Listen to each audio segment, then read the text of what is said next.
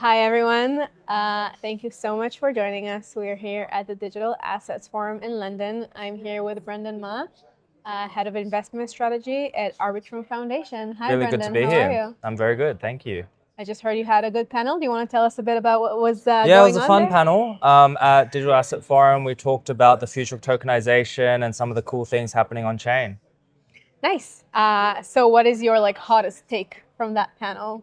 I think my hottest take is we see so much demand and appetite, and everyone's talking about tokenization here in London, but we're still so early, right? And the best example of that is last year, we saw tremendous appetite from major financial institutions wanting to tokenize and bring their assets onto the chain. We saw 500% growth even on our platforms on real world assets that are tokenized.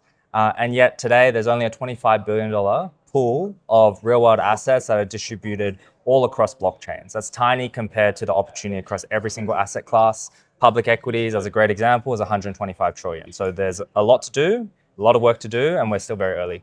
Yeah, so we're going to be talking about all of that in just a second. Let's talk a little bit about your role. What does it mean to be leading the investment strategy? What is Arbitrum's investment strategy these days? Yeah, absolutely. So Arbitrum Foundation, firstly, powers and supports the Arbitrum protocol. We've been, we've been a blockchain that's been building across the industry for a number of years. Arbitrum today is the largest and the most liquid layer 2 scaling transactions on top of Ethereum.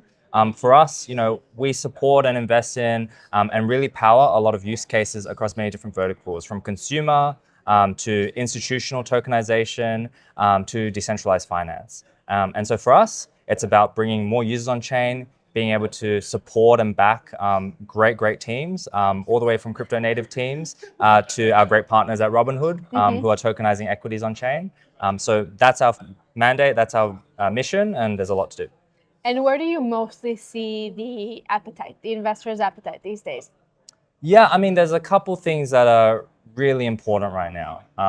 DeFi is a very vibrant ecosystem. We have a very unique vantage point in terms of some of the activity happening on chain. But I think, at Digital Asset Forum, one of the biggest themes that everyone is talking about is tokenizing assets from larger enterprise grade institutions. And increasingly, Robinhood is a great example, very valued partner.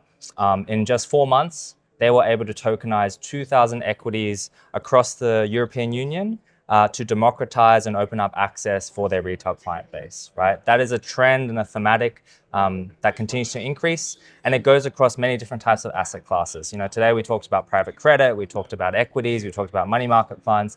There's a whole scope and a whole appetite from different institutions that want to be able to create quicker, better, cheaper use cases on chain. Sure. So, there's the whole institutional adoption and where we want things to be, whereas compared to where they are right now. Let's talk a little bit about this gap, go under the hood of what's going on right now. Yeah, I mean, I think we can be a little bit humble as well. We are very early, there's still so much to do. I think the metrics that we really care about under the hood are how many users are really transacting, how many users are coming in and using these products, how much liquidity there is. And one thing we're very proud of about Arbitrum is that despite market conditions, we are still the most liquid layer 2 across the ecosystem. We have about $15 billion in total value that's secured across the Arbitrum network. And that's a very important fact that allows developers and teams to be able to tap into that liquidity and launch innovative products on chain. So that's really important. There's a lot to do. The user base inside of digital assets is still quite small relative to the opportunity. The market cap of a lot of these assets is very small. So there's a big ramp as we see more and more institutions come on chain. Do you see 2026 being prominent in this ramp? Are we going to see an exponential growth this year, or do you think we're still early on and this is something that we would expect to happen later on? Yeah, I think it's undeniable that a lot of this innovation's already happening, right? I think this era of pilots and proof of concepts, I think we're surging way past that, right? We've got great companies like a Robinhood already tokenizing thousands of equities and really trying to invest their future on chain.